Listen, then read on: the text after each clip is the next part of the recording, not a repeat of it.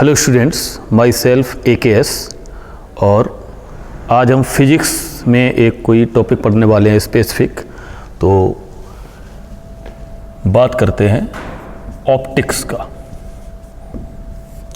तो हम सभी लोग ऑप्टिक्स के बारे में समझते हैं, आपने भी कहीं ना कहीं थोड़ा बहुत नाम सुना होगा इसका। What is optics? ऑप्टिक्स का मीनिंग क्या है और ऑप्टिक्स में क्या पढ़ते हैं हम? तो अगर देखा जाए इसमें तो बेसिक लेवल पर अगर देखें तो ऑप्टिक्स बेसिकली मीनिंग क्या होता है ऑप्टिक्स का?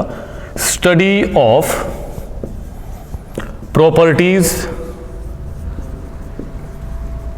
And behaviours of light. Okay, अब लाइट क्या है ये सबको पता है। तो लाइट की प्रॉपर्टीज और बिहेवियर्स का जिसमें स्टडी करते हैं, मतलब द ब्रांच ऑफ साइंस या branch of physics in which we deal with the properties and behaviours of light is known as optics simply. ठीक है, अब हमारे सिलेबस में जो हम जैसे नीट का प्रिपरेशन कर रहे हैं या जेईई का प्रिपरेशन करते हैं तो हमें कौन कौन से टॉपिक्स पढ़ने हैं इसमें। तो अब अगर हम इसको डिवाइड करें, ऑप्टिक्स को कैटेगराइज करें, तो हम इसको 3 कैटेगरी में अलग अलग पढ़ सकते हैं। देखो ध्यान से, first one is geometrical optics. Geometrical optics, this one is first stream and second part is, second में अगर डिवाइड करें तो उसको बोलते हैं हम वेव ऑप्टिक्स। ठीक है, and third one is quantum optics. Quantum optics, तो इन तीनों का मीनिंग क्या है उसकी बात करते हैं।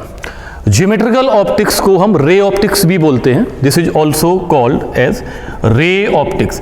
मीनिंग सिंपल है, रे ऑप्टिक्स नाम से ही समझ में आ रहा है कि व्हाट इज रे ऑप्टिक्स। रे मतलब इसमें जब हम लाइट का स्टडी करते हैं तो लाइट इज कंसीडर्ड एज रे। सिंपल कि ज्योमेट्रिकल ऑप्टिक्स या रे ऑप्टिक्स में लाइट को रे कंसीडर करके कि लाइट एक रे के फॉर्म में आगे बढ़ रहा है। ठीक है, बट वेव ऑप्टिक्स में क्या है? एक्चुअली हम लाइट को वेव मानते हैं कि as a wave light is travelling. Okay, quantum optics की जब बात करते हैं तो quantum optics basically this is deal with the particle nature of light as a photons. Light is considered as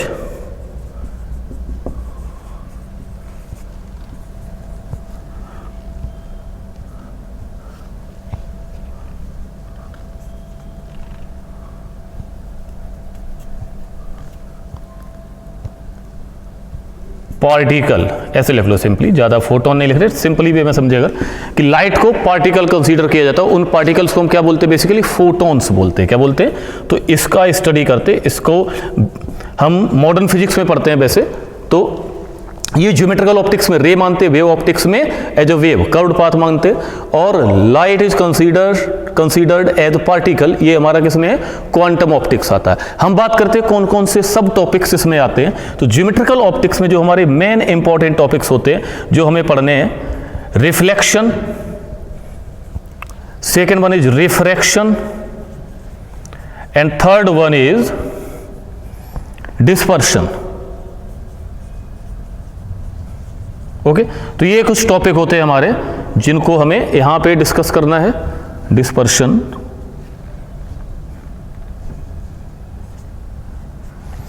उसके बाद बात करते हैं यहां पे वेव ऑप्टिक्स। ये मेन 3 ही टॉपिक है जिनके बारे में हम बात करते हैं ज्योमेट्रिकल ऑप्टिक्स या रे ऑप्टिक्स में। वेव ऑप्टिक्स की बात करें तो यहां पे हम देखते हैं, देखो वेव ऑप्टिक्स में रिफ्लेक्शन को भी हम डिफाइन कर सकते हैं, तो थोड़ा सा इसके बारे में भी समझ सकते हैं, पढ़ लेते हैं। रिफ्रैक्शन को भी डिफाइन कर सकते हैं इसमें, तो ये भी इससे पढ़ा जा सकता है। लेकिन मेन जो हमारे टॉपिक होते हैं major, that is interference.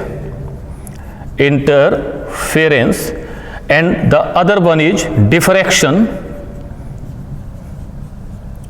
And last one is polarization. ये कुछ टॉपिक्स के नाम है। पोलराइजेशन ये इसमें पढ़ते हैं। ठीक है, ओके, तो ये टॉपिक हुए हमारे। तो ये कुछ सब टॉपिक्स के नाम बताए जो हमें पढ़ने हैं वेव ऑप्टिक्स में। इसमें अगर बात करें तो यहाँ पे बेसिकली एक एग्जांपल दे रहा हूँ जिसका नाम भी सुने होंगे हम लोग, फोटो इलेक्ट्रिक इफेक्ट। ओके, ये फोटो इलेक्ट्रिक इफेक्ट जो होता है वो इसमें आता है topic. If you are unable to see it then I can place it here. यहाँ पे डिफ्रैक्शन के बाद जो टॉपिक हमारा आ रहा है उसको हम क्या बोलते हैं, पोलराइजेशन। ओके, ये इसी में आएगा, ठीक है। तो ऐसे हम इसको अलग अलग डिवाइड कर दिए। तो ज्योमेट्रिकल ऑप्टिक्स में रिफ्लेक्शन, रिफ्रैक्शन और डिस्पर्सन की बात होगी।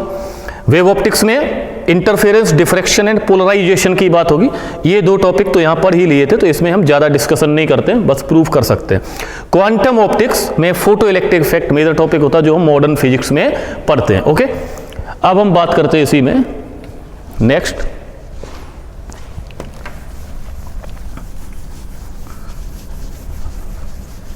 तो जो भी हम पढ़ रहे हैं बेसिकली, तो स्टार्टिंग सबसे पहले रे ऑप्टिक्स से ही करते हैं या ज्योमेट्रिकल ऑप्टिक्स से।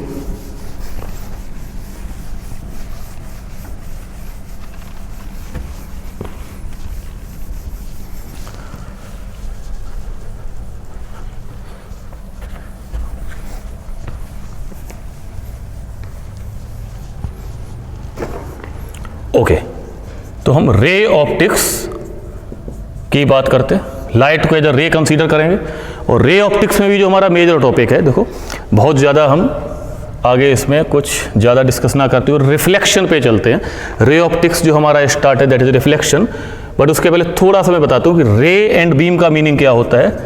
रे एंड बीम ऑफ लाइट, थोड़ा सा समझ लेते हैं इसको कि रे का मीनिंग क्या है एंड बीम ऑफ लाइट का मीनिंग क्या है। तो रे क्या है, रे, तो रे सिंपली क्या हुआ, स्ट्रेट लाइन पाथ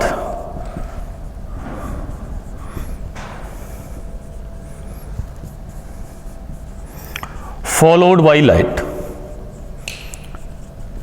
लाइट जो स्ट्रेट लाइन पाथ फॉलो करती है उसको हम बोलते हैं रे, ये इसका सिंबल होता है। बट अगर बीम की बात करें, what is beam of light, तो बीम का सिंपल सा मतलब होता है a bunch of light. Bunch बोले तो ग्रुप ऑफ लाइट रेज। एक से ज्यादा अगर लाइट रेज हैं, एक से ज्यादा लाइट रेज एक साथ ट्रेवल करती हुई आ रही हैं, तो उसको हम क्या बोलेंगे, लाइट बीम। लाइट बीम जो है हमारी वो तीन कैटेगरी की हो सकती है। तो अगर हम इसको डिस्कस करें अलग अलग, first one is parallel beam, parallel. Second one is converging, third one is diverging. तो देखो ध्यान से, पैरेलल बीम का मीनिंग क्या हुआ कि जो भी लाइट रेज हमारी जा रही होंगी वो सब की सब एक दूसरे के साथ पैरेलल जा रही है, मतलब उनके बीच का डिस्टेंस इक्वल रहेगा और कभी भी नहीं मिलेगी, मतलब इनफाइनाइट पे जाके मिलती है। Parallel rays always meet at infinity.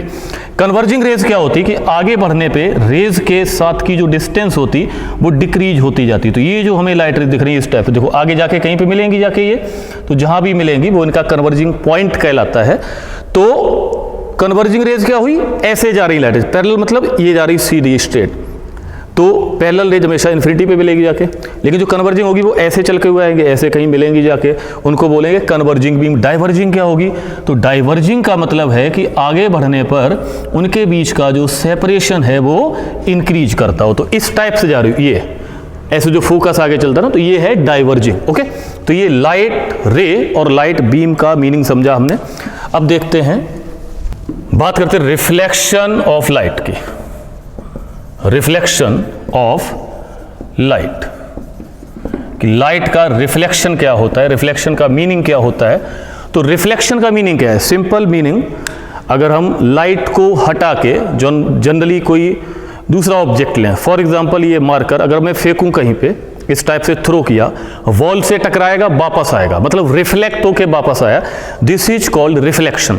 Light के केस में क्या होगा कि लाइट आई, टकराई और वापस आई, this is known as reflection of light. तो सिंपली अगर डिफाइन भी करना चाहें इसमें, तो लाइट जो है the bouncing back of light ray after striking from an obstacle from an obstacle, obstacle मतलब जो उसके रास्ते में रखा हो कोई भी ऑब्जेक्ट है, मिरर हो सकता है, कोई पॉलिश्ड सरफेस हो सकता है, कोई भी ऑब्जेक्ट हो सकता है, रिफ्लेक्शन कहीं से भी हो सकता है, ठीक।